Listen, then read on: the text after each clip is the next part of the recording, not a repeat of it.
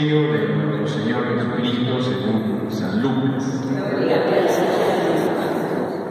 Después que Jesús predicó en la sinagoga en Nazaret, todos daban testimonio a favor de él y estaban llenos de admiración por las palabras de gracia que salían de su boca. Y decían: ¿no es este el hijo de José? Pero él les respondió: sin duda ustedes me citarán el refrán: médico, sánate a ti mismo. Realiza también aquí en tu patria todo lo que hemos oído que sucedió en Cafarnaúm. Después agregó: les aseguro que ningún profeta es bien recibido en su tierra. Yo les aseguro que había muchas viudas en Israel en el tiempo de Elías, cuando durante 3 años y 6 meses no hubo lluvia del cielo y el hambre azotó todo el país. Sin embargo, a ninguna de ellas fue enviado Elías, sino a una viuda de Sarepta, en el país de Sidón. También había muchos leprosos en Israel en el tiempo del profeta Eliseo, pero ninguno de ellos fue sanado sino Naamán el sirio. Al oír estas palabras, todos los que estaban en la sinagoga se enfurecieron y levantándose, lo empujaron fuera de la ciudad, hasta un lugar escarpado de colina sobre la que se levantaba la ciudad con intención de despeñarlo. Pero Jesús, pasando en medio de ellos, continuó su camino. Palabra del Señor.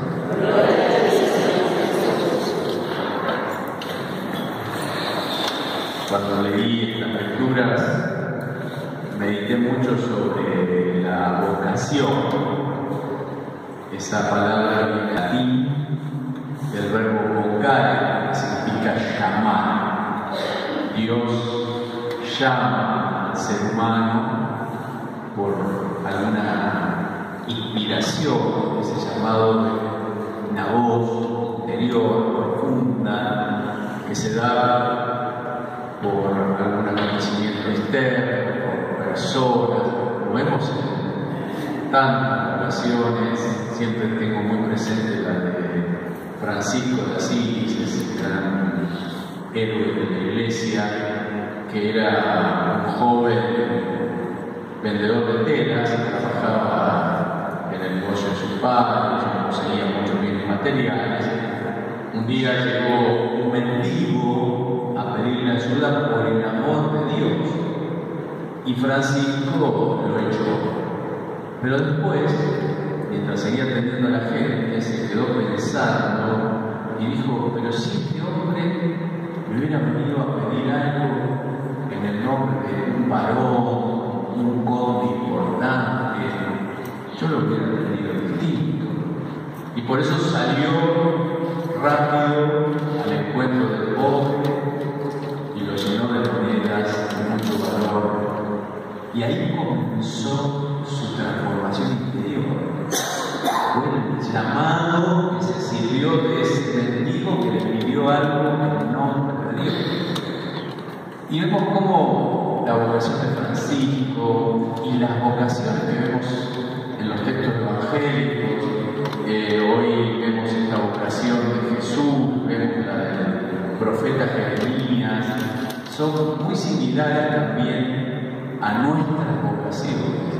Vemos cómo Jeremías está elegido por Dios antes de que su madre lo concibiera en el seno materno. Él oye esa voz, y oye esa voz de Dios que lo destina. Es Dios el que lo manda a cumplir con una misión que él tendrá que llevar a cabo, a pesar de que muchas personas lo aceptarán y otros no. Así se ve cómo la vocación tiene que enfrentarse con gente que vive según el Espíritu Santo, y son los que aceptarán aquello que el profeta hablará en nombre de Dios.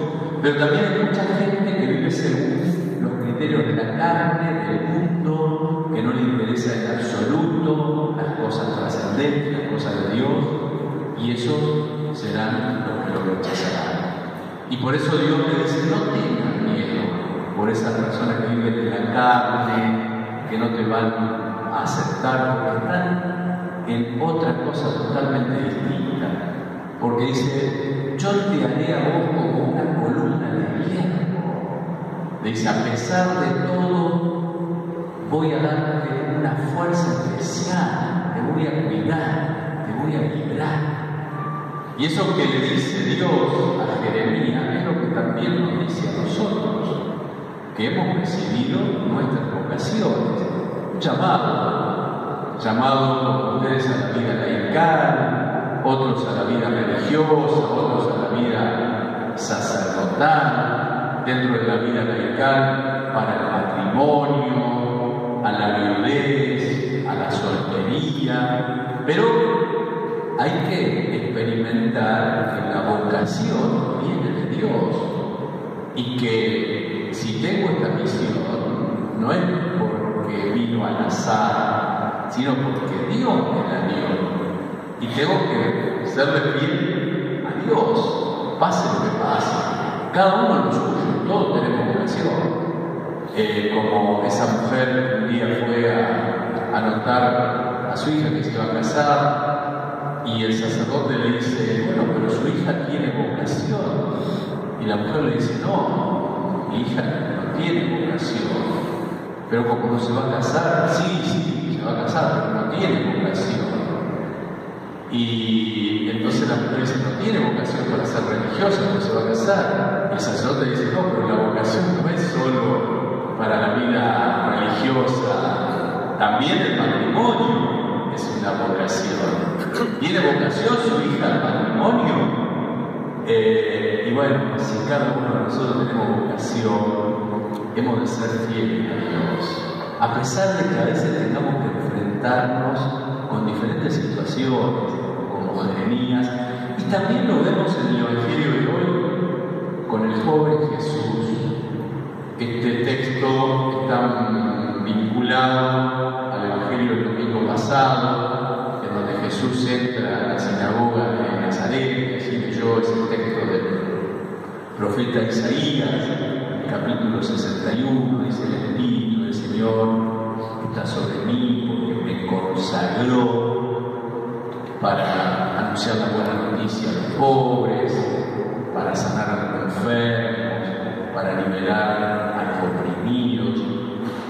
Jesús experimenta esa fuerza que viene de lo alto, esa vocación que lo llevará también a enfrentarse como Jeremías con gente que vive en el Espíritu y que lo recibirá, y con otros que viven según los criterios de la carne, del mundo, y que lo rechazarán. Por eso vemos como algunos de su propio pueblo quisieron despeñarlo en una montaña, y Jesús siguió su camino, siguió su vocación, porque la vocación no dependía de esas personas que lo rechazaban, era un llamado de Dios. Y pone algunas comparaciones de Elías, Eliseo, que fueron aceptados por personas que no pertenecían al pueblo de Israel, pero que eran personas que obraban según el Espíritu, y en cambio personas de su propio pueblo actuaban según los criterios de la carne, por eso lo rechazaban. Y es lo que se necesita en toda vocación, es lo que veíamos en la segunda lectura, el amor. Cuando yo leía el texto me acordaba de Santa Teresita del Niño Jesús, que ella también leyó esta carta de San Pablo a los Corintios. Sabemos que esa comunidad era muy carismática, había gente que tenía don de lengua, don